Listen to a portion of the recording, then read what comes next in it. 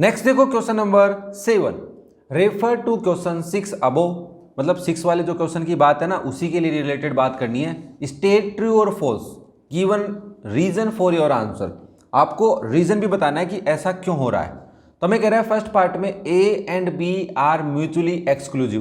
देखो मैं यहाँ पे थोड़ी तुम्हें हिंट दे देता हूँ समझाने के लिए, फिर हम प्रॉपर तरीके से मैं तुम्हें समझाऊंगा कि कैसे इस क्वेश्चन का आंसर देना। देखो डायरेक्ट भी मैं लिख सकता हूँ बट नहीं, हम प्रॉपर समझ के चलेंगे। तो देखो ए और बी म्यूचुअली एक्सक्लूसिव कब होंगे, तो सोचो, तो आप बोलेंगे सर ए इंटरसेक्शन बी करूं और ये क्या आ जाए, फाई आ जाए, तो मैं बोल सकता हूं ए एंड बी इवेंट्स क्या हैं, म्यूचुअली एक्सक्लूसिव इवेंट्स हैं। फिर क्या करें सेकंड पार्ट में, A and B are mutually exclusive and exhaustive. Mutually exclusive होने के लिए क्या चाहिएगा, ए इंटरसेक्शन बी फाई चाहिएगा सर हमारे को, ठीक है। और दूसरी बात, एग्जॉस्टिव होने के लिए ए यूनियन बी करें तो जो हमारा एक्सपेरिमेंट है उसका सैंपल स्पेस बन जाना चाहिए। बात समझ में आ रही है क्या, ए इक्वल होना चाहिए बी कॉम्प्लीमेंट के, मतलब ए के जो एलिमेंट है या सैंपल पॉइंट है वही बी कॉम्प्लीमेंट में होने चाहिए, तभी तुम ऐसा बोल सकते हो। A and C are mutually exclusive कब बोलोगे, जब आप कहोगे कि ए का इंटरसेक्शन सी के साथ करें और वो हमें क्या मिले, फाई मिले। A and B complement mutually exclusive कब हो सकते हैं बच्चा, जब आप बोलेंगे ए का इंटरसेक्शन बी कॉम्प्लीमेंट के साथ करूंगा तो ये फाई आना चाहिए सर, नहीं आ रहा तो अलग बात है। Now A complement B complement और सी म्यूचुअली एक्सक्लूसिव और एग्जॉस्टिव होने चाहिए। तो इन तीनों का इंटरसेक्शन, ए कॉम्प्लीमेंट का इंटरसेक्शन बी कॉम्प्लीमेंट के साथ और इंटरसेक्शन सी के साथ अगर बच्चा फाई आ रहा है तो आप बोलेंगे सर ये म्यूचुअली एक्सक्लूसिव हैं। एंड एग्जॉस्टिव होने के लिए A complement union B complement union C क्या आना चाहिए, सैंपल स्पेस आना चाहिए। अब मैं बात करूं कि हमारा एक्सपेरिमेंट क्या था क्वेश्चन नंबर 6 में, सर एक्सपेरिमेंट था 2 डाइस को रोल किया गया है, तो उसका सैंपल स्पेस तो आपको पता ही होगा, नहीं पता दोबारा सुनो। 1,1 से लेकर कहां तक लिखना है बच्चा, 1,6, तो इसको मैं 1 वाली लाइन बोलता हूं। 2,1 से लेकर कहां तक, 2,6 तक, इसको हम 2 वाली लाइन बोलते हैं। 3,1 से लेकर, मतलब फर्स्ट डाई पे 3 आए दूसरी पे 1 आए, ऐसे चलता जाए, और 3 फर्स्ट डाई पे 3 आए और सेकंड डाई पे 6 आ जाए, यहां तक का जो प्रोसेस है इसको हम 3 वाली लाइन बोलते हैं। 4,1 से लेकर 4,6 आए, इसको हम 4 वाली लाइन बोलते हैं, क्योंकि ये काम आएगी ना, जो सब वर्ड में बोलूंगा ना कि 4 वाली लाइन 3 वाली लाइन, तो तुम्हें यही समझना है कि 3,1 3,2 3,3 3,4 3,5 3,6 तक, ठीक है ना। 5 वाली लाइन में क्या होगा, 5,1 से लेकर 5,6 तक आएगा सर। ऐसे ही 6,1 से लेकर कहाँ तक आएगा बच्चा, 6,6 तक। तो ये टोटल 36 हमारे आउटकम्स होते हैं, जिसको हम सैंपल स्पेस बोलते हैं, किसका, rolling a pair of dice या 2 डाइस को रोल करने को। ठीक है सर, बात समझ में आई कि 2 डाइस को थ्रो किया तो ये सैंपल स्पेस बनी।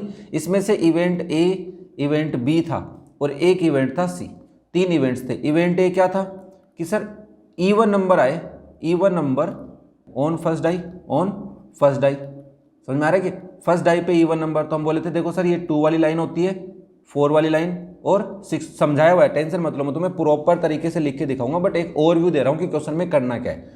फिर मैंने कहा बी इवेंट क्या है तुम्हारा, बी है odd number on first die, first die पे क्या आया हो बच्चा, ओड नंबर आया हो। और सी क्या है, sum less than equal to 5 होना चाहिए। क्या होना चाहिए बच्चा, लेस देन इक्वल टू 5। तो हमने कहा ठीक है सर, ये सारी बातें हमारे को याद आ गई। अभी अभी हम क्वेश्चन नंबर 6 करके आए हैं, ये उसके लिए जो डायरेक्ट क्वेश्चन नंबर 7 पे आया होगा कोई बच्चा, उसके लिए समझाया था। नाउ फर्स्ट पार्ट को देखो आराम से, A and B are mutually exclusive है क्या। हमने कहा देखो ये ए है, ए में इवन नंबर आया फर्स्ट डाई पे, 2 वाली लाइन आई है, 4 वाली लाइन, 6 वाली लाइन। बी क्या है, बी पे ओड नंबर आए हैं फर्स्ट डाई पे, 1 वाली लाइन आई है, 3 वाली लाइन और 5 वाली लाइन। क्या मैं इन दोनों का अगर इंटरसेक्शन करता हूं, ए का इंटरसेक्शन बी के साथ, तो कुछ या कोई भी एलिमेंट तुम्हें कॉमन दिख रहा है, नहीं दिखेगा। क्यों नहीं दिखेगा, क्योंकि इसमें जितने भी इवेंट्स सैंपल पॉइंट्स हैं, उन सैंपल पॉइंट्स में फर्स्ट डाई पे ओड इवन नंबर आया है, बट इसमें बी में कौन आया है, ओड नंबर आया, तो कैसे कॉमन आएगा, तो 5 आ गया। तो आप बोलेंगे A and B are mutually exclusive. क्या बात समझ में आ रही है क्या, हाँ या ना बोल दे, कमेंट करके बता के जाना भाई, ठीक है ना। इवेंट्स ये इवेंट्स होते हैं। तो ये बात समझ में आ गई होगी कि क्यों ए और बी म्यूचुअली एक्सक्लूसिव है।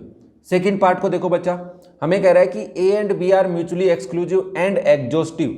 हमने कहा ऑब्वियसली अगर मैं ए का इंटरसेक्शन बी के साथ करता हूं तो फाई आता है, ये तो अभी हमने समझा है।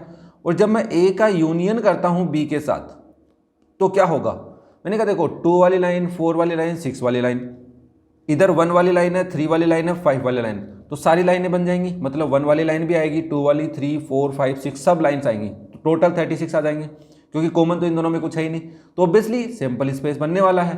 तो इसका मतलब हम लिख सकते हैं A and B are mutually exclusive है एंड एग्जॉस्टिव। ओके बच्चा, क्लियर है।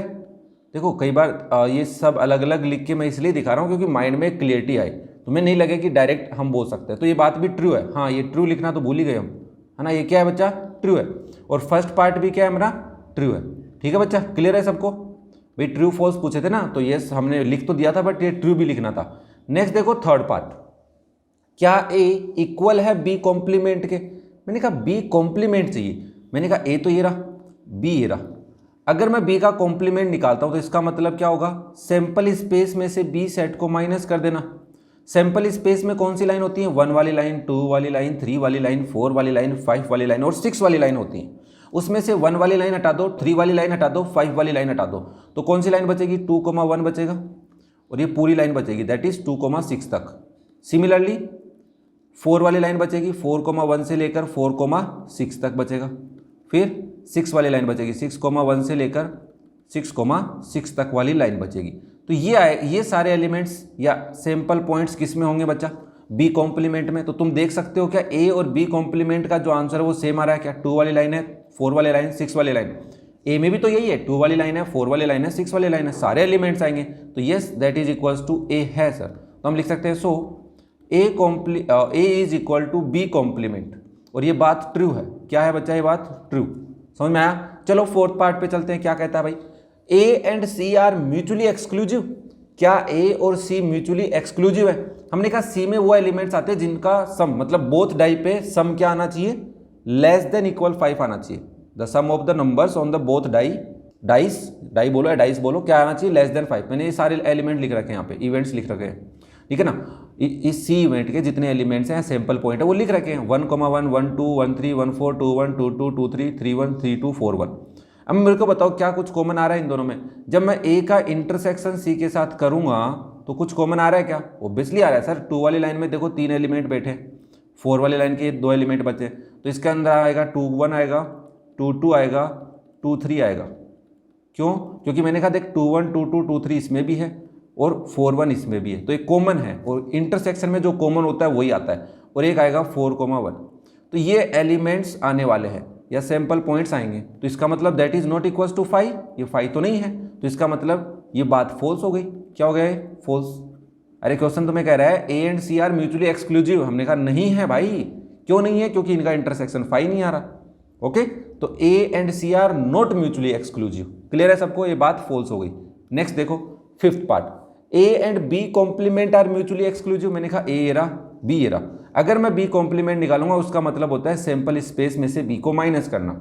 सैंपल स्पेस में से 1 वाली लाइन हटा दो, 3 वाली लाइन हटा दो, 5 वाली लाइन हटा दो। मैंने सैंपल स्पेस में से 1 वाली लाइन हटाई, 2 वाली लाइन आई, 3 वाली लाइन हटाई, 4 वाली लाइन तो आएगी, 5 वाली लाइन हटा दी, 6 वाली लाइन।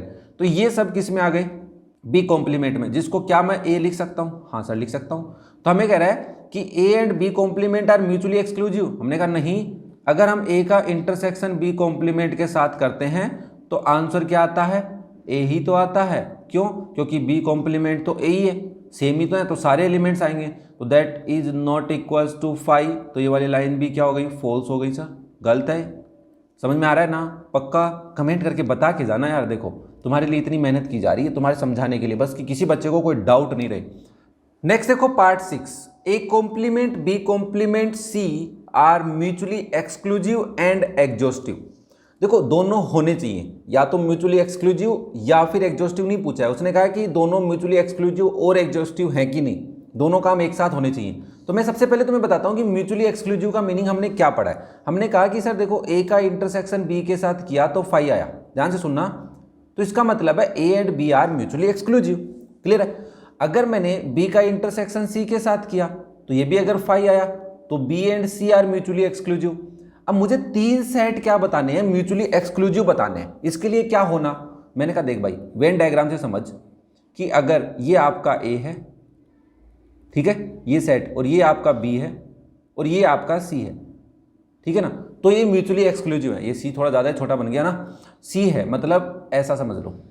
मतलब क्या है कि जिन सेटों को आप म्यूचुअली एक्सक्लूसिव करना चाहते हैं, इवेंट्स को करना चाहते हैं, उन इवेंट्स को आपस में कोई लेना देना नहीं होना चाहिए। मतलब सबका आपस में इंटरसेक्शन फाई आना चाहिए। तो मुझे यहाँ पे क्या करना है, ध्यान से सुना, ये बहुत ही काम की चीज़ बता रहा हूँ। कई बार बच्चे कंफ्यूज रहते हैं इस चीज़ के अंदर और उनको लगता है कि ऐसे कैसे हो गया सर, कुछ तो कॉमन आ रहा है। मैंने कहा ध्यान से सुनो, मैंने कहा कि अगर ए कॉम्प्लीमेंट की मैं अगर बात करूँ तो क्या होता है, बोला सैंपल स्पेस में से ए को माइनस करना।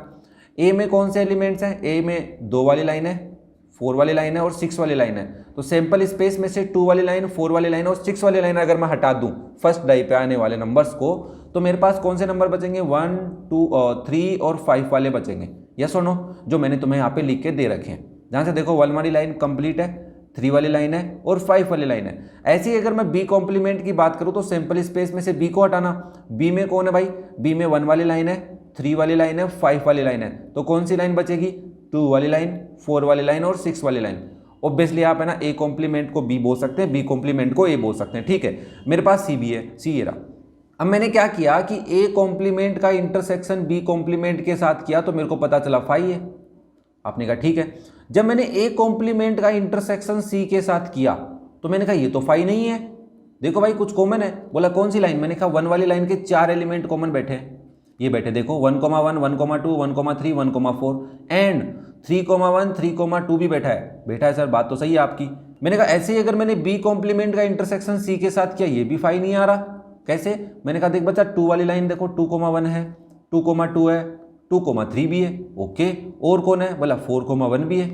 अच्छा, मतलब तीनों सेट आपस में अलग अलग नहीं है, कुछ 2 में आपस में लफड़ा चल रहा है सर, 2 में। मतलब इनका अगर मैं वेन डायग्राम तुम्हें बना के दिखाऊं तो मैंने कहा ये अगर ए है, ए कॉम्प्लीमेंट है, यहाँ पे बी कॉम्प्लीमेंट ले लेते हैं, ये बी कॉम्प्लीमेंट है, दोनों में आपस में कोई टेंशन नहीं है। बट ये जो सी है ना, इसका ए कॉम्प्लीमेंट और बी कॉम्प्लीमेंट दोनों से चक्कर है। इसका मतलब ये तीनों डिसजॉइंट तो हुए नहीं, तीनों अलग अलग होंगे तब तुम बोलोगे।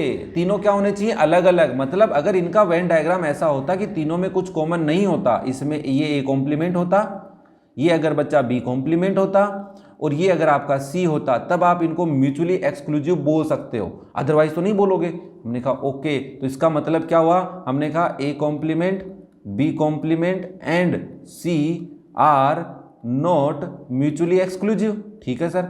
अब इसमें से एक भी अगर एक काम भी सही नहीं हुई, उसने तो कहा ना A complement, B complement and C are mutually exclusive and साथ में एग्जॉस्टिव भी हैं। मैंने कहा म्यूचुअली एक्सक्लूसिव तो नहीं है, म्यूचुअली एक्सक्लूसिव लिख देता हूं। और हाँ, ये जरूर बोल सकते हो कि ए कॉम्प्लीमेंट का यूनियन करेंगे बी कॉम्प्लीमेंट के साथ और यूनियन करेंगे सी के साथ, तो सैंपल स्पेस तो बन रहा है, आएंगे तो वही 1 वाली लाइन, 2 वाली लाइन, 3 वाली लाइन, 4 वाली लाइन, 5 वाली लाइन और 6 वाली लाइन। बट बच्चा म्यूचुअली एक्सक्लूसिव तो नहीं है, इसका मतलब ये लाइन हो गई फॉल्स, गलत लिखी हुई है। अब बच्चे कई बार सोचते हैं कि सर यहाँ पे और यहाँ पे कॉमन तो है, मानिए आपकी बात, बट ओवरऑल तो तीनों का इंटरसेक्शन क्या आ रहा है, फाई आ रहा है। मैंने कहा नहीं बच्चा, ओवरऑल आ रहा है, बट हमें यह भी तो देखना है म्यूचुअली एक्सक्लूसिव के लिए उन तीनों में आपस में कोई लेना देना नहीं होना चाहिए। ठीक है भाई साहब, इसी के साथ आपकी एक्सरसाइज 14.1 कंप्लीट होती है। कैसा लगा वीडियो कमेंट करके जरूर बताएं। वीडियो पसंद आया तो लाइक करें, शेयर करें अपने दोस्तों के साथ और चैनल को सब्सक्राइब कर लें ताकि आपको क्लास 12th के वीडियो और 11th के वीडियो एक ही चैनल पर मिल जाए, प्रॉपर तरीके से अरेंज किए हुए और हर एक बात को एक्सप्लेन किया हुआ। ठीक है बच्चा, थैंक यू।